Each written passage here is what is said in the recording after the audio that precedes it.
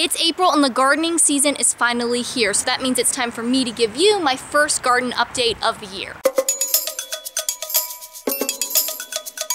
So right now in Virginia Zone 7, there isn't a ton of stuff going on, but I do have a few things to show you. And the way we're gonna do this is we're gonna start off out here in the garden, and I will show you the perennials that are coming back and also some of the things that I have started in the ground. And then we'll go inside and I'll show you everything that I have growing under my grow lights. So far, a lot of the garden still needs some tending and some work, but a few of the beds over here have been cleared and we have a few things that are popping up. So if we start off in this first bed at the front, this is mint. I planted a couple mint plants here a couple years ago and they have just totally taken over, so they're all over the place. I'm not sure what kind of mint this is. I don't know if it's peppermint or spearmint or whatever. I got it from my mother-in-law, so maybe I should ask her if she knows. We also had some catnip over there. If you've been hanging out on my channel for a couple years, you might remember that we had the catnip plants, but they have not come back this year.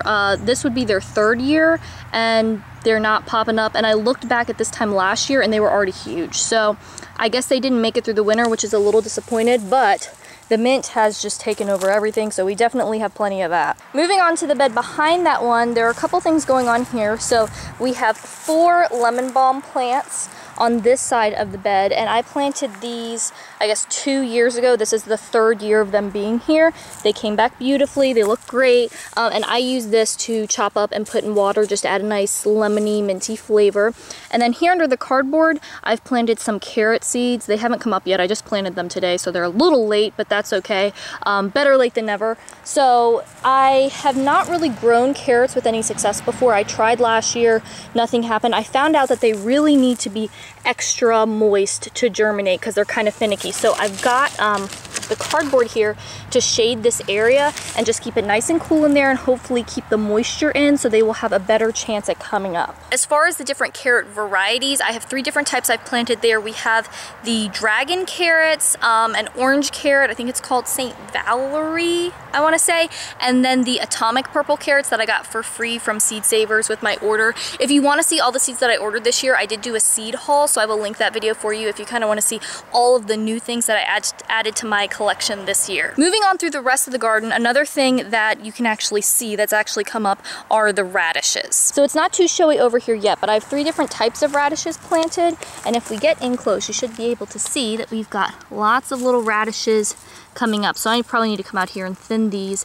but we've got 3 types growing, like I said. So here we have some French breakfast radishes, and then I've also planted Cincinnati Market and then an early Scarlet Globe radish. The early Scarlet Globe and Cincinnati Market, I planted both of those last year. The Globe one is just kind of your traditional red round radish. The Cincinnati Market is a kind of long, skinny, kind of carrot-like shape, but just very small. And then the French breakfast are ones that you've probably seen before. Like, I don't know, I feel like they're always in pretty pictures of produce or maybe at your farmer's market. They are the long, elongated radishes that have kind of a white bottom and it kind of fades up into red. So that's a new one for me this year, and they're germinating great, so I'm excited for them to really grow and to be able to try some this year. We've also got a couple beds over here that don't look like much right now, but I do have some greens planted. Again, kind of late on getting those out here, but better late than never. So I've got some arugula that I planted in here that I'm waiting to come up, some mizuna down here. That tray right there has some lettuces in it.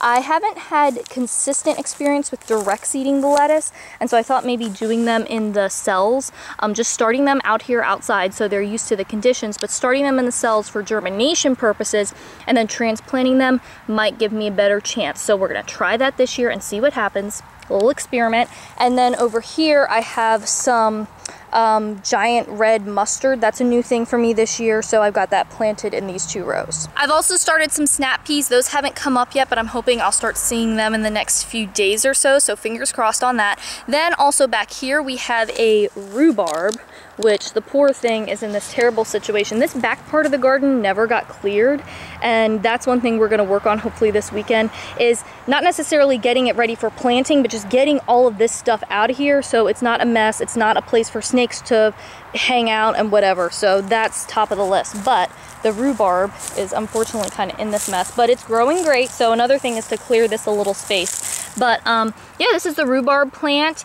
and you know, it's nice and big and pretty. I did have some flowers start to come up on it, so it was starting to bud, so I took those off so it would keep putting in into the stems. But even though the conditions around it aren't great, it still seems to be doing really well. Then over in this kind of back corner, we have some wild berry bushes that we transplanted over into the garden a few years ago. They're doing great. Right here we have some wild black raspberries.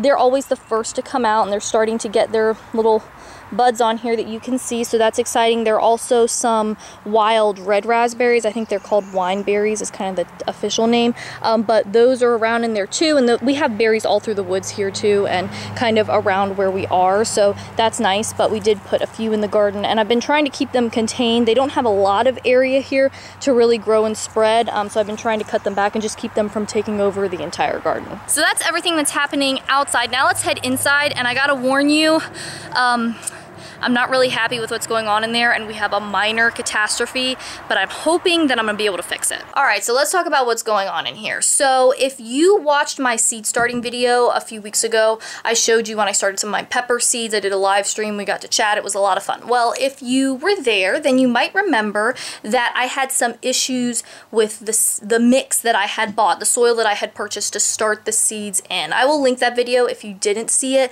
so you can kind of go see what I'm talking about.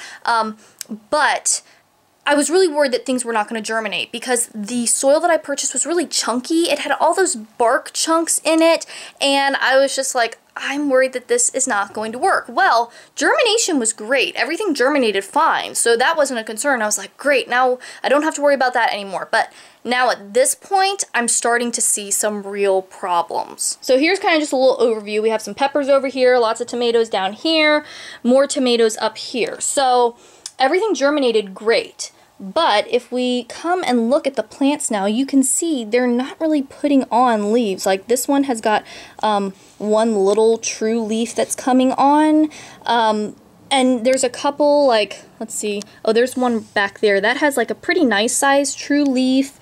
If we come over here, this one has a couple that have come on, but overall they're just not really getting bigger. And I didn't realize how bad it was until I went and looked at a video from this time last year, and the ones last year got started a week after these, and at this point last year they were like huge, and I was like, oh wow, okay, this isn't my imagination, this is taking way longer than it should. So yeah, like that one has one leaf. So I don't know what's going on in here. I mean, the soil, it's a little dry right now because I need water, but that aside, I guess there isn't enough nutrition in there that the plants can actually get, because look at how chunky it is. It's awful. So I'm a little worried about these plants. You can see some of them are starting to get a little yellow. I think they are really starving. So right after I get this video up, I'm going to go out to the store and get all new soil and transplant all these, which is really disappointing because I was trying a new method this year with the tomatoes. Instead of starting them down like in these cells like I've done with the peppers, I wanted to try this cup method where you start them in the cup and you only fill it halfway up, so then once they get big you can just backfill to cover more of the stem instead of transplanting them to whole new pots and having to do all that. And so this was supposed to save me some of that hassle. Well, the soil has been a problem, and so now I'm going to try to, as gently as I can, half fill these with new soil and get these plants in there, and hopefully over the next week or so, once I do that, once we get something better in here, they'll start to really take off and grow. But I'm really frustrated and disappointed because now they're way behind. Again, it'll be fine, but you don't want to be behind schedule, especially when you start things on time or even earlier than you did in years past. So this soil has been a major bummer, and I just hope it's not too late, and that when I transplant these things that they'll be able to deal with the shock of that, and that they'll be able to get things in gear and not just flop over and die, because that would be the worst case scenario. So fingers crossed that that doesn't happen. I also have a few more things that I need to get started, so when I get that new soil I will start my new things in the new soil. I want to start some flowers for the garden and then some basil and things like that, and I also want to do some container gardening for some of my herbs this year. I'm going to try that out. Not the basil, but like cilantro, maybe do some dill in there. I don't know. So that's kind of the plan. I might do a video of that. If you'd like to see me do the containers in a specific video, let me know, because I can show that to you if you want. But right now, priority number one is getting new soil for these tomatoes and these peppers so that they can actually make it and start to grow and get big enough so that they will be ready to go outside here in a few weeks. So that's it for this April garden update, and let me know in the comments how things are going in your garden, what's going really well. Maybe you have had some disasters like I'm having right now with the tomatoes and the peppers. Let's commiserate about all that stuff in the comments. And if you happen to be new here and you want healthy eating tips and nutrition info and videos like this one, then make sure that you subscribe, because eating healthy and living a healthy lifestyle really doesn't have to be complicated, and I want to show you how to do it. And if you want to watch some more videos, I have a couple linked over here that you might like. Thanks for watching. I hope you're having a great day, and I'll talk to you next time.